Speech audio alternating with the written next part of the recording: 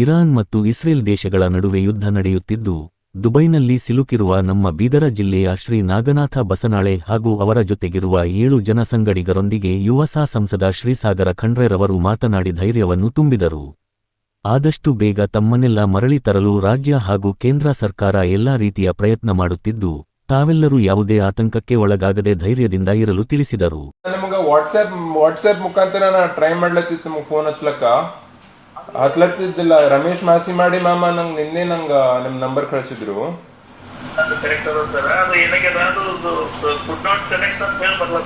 ಹೌದ್ರಿ, could not connect ಅಂತ ಹೊಂಟಿದಿತ್ತು.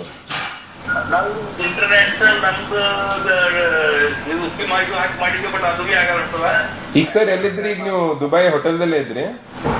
Dubai hotel ಇಲ್ಲಿ ಬುಕ್ ಮಾಡ್ಲಿಕ್ಕೆ ಸ್ಟಾರ್ಟ್ ಆಗುತ್ತೆ. ಬುಕ್ ಮಾಡಿದ ಕೂಡಲೇ ಅದು ಕ್ಯಾನ್ಸಲ್ ಅಂತ ಹೇಳ್ಬಾರ್ದು, ಮತ್ತೆ ಅದನ್ನ ದುಡ್ಡು ಚೆಕ್ ಮಾಡ್ತಾರೆ. ಇಲ್ಲ ಸರ್, ಅದೇ ಈಗ ಸದ್ಯಕ್ಕೆ ಅದು ಏನದ ಏರ್ ಕ್ಲಿಯರೆನ್ಸು ಕರೆಕ್ಟ್ ಆಗಿ ಅವ್ರಿಗೆ ಸಿಗ್ತಾ ಇಲ್ಲ.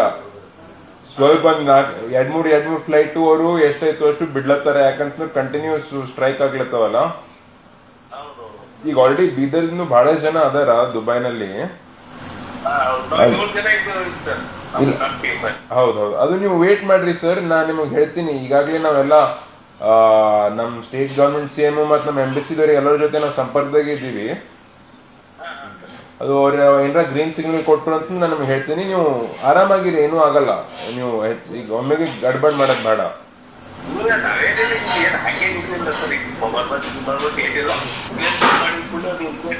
ಬುಕ್ ಮಾಡ್ತಾರೆ, 2 ತಾಸು ತೆಗೆದು ಕ್ಯಾನ್ಸಲ್ ಆಗ್ತಾರೆ.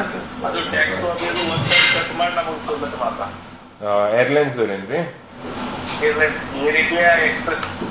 ಓಕೆ ಸರ್, ಅವೆಲ್ಲ ರೀಫಂಡ್ ಆಗ್ತಾವ. ಅವೆಲ್ಲ ರೀಫಂಡ್ ಮಾಡ್ಸ್ಲಕ್ ಹಚ್ಚೋಣ.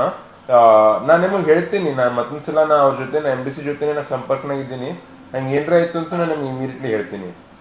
ಈಗ ಸದ್ಯಕ್ಕೆ ಹಂಗೇನ ಅಲ್ಲಿ ಸಮಸ್ಯೆ ಅಂತ ಏನಿಲ್ಲ ಅಲ್ಲ ದುಬೈದಲ್ಲಿ ನೀವು ಇರತ್ತೆ?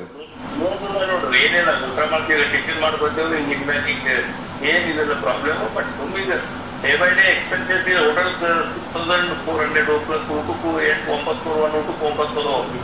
ಹಾ ಸರ್. ಅದು ಅವ್ರಿಗೆ ಅದು ದಿರಾಮಲ್ಲ, ದಿರಾಮು ಕಡಿಮೆ ಇರುತ್ತೆ 35 ರೂಪಾಯಿ, ನಮ್ಗೆ 900 ರೂಪಾಯಿ. ಇಲ್ಲ ಹೌದು ಇಲ್ಲ, ಕರೆಕ್ಟ್ ಅದ ರೀ, ಅದು ಕರೆಕ್ಟ್ ಅದ. ಅದಕ್ಕೆ ಆಕ್ಟರ್ ನೀವು ಯಾರು ಮಾಡ್ಕೊಡ ಹಾಗೇನ ಮಾಡಿ ಕೆಲವರಿಗೆ ಹೇಳ್ರಿ, ನಾ ಅದಕ್ಕೆ ಹೇಳ್ತೀನಿ.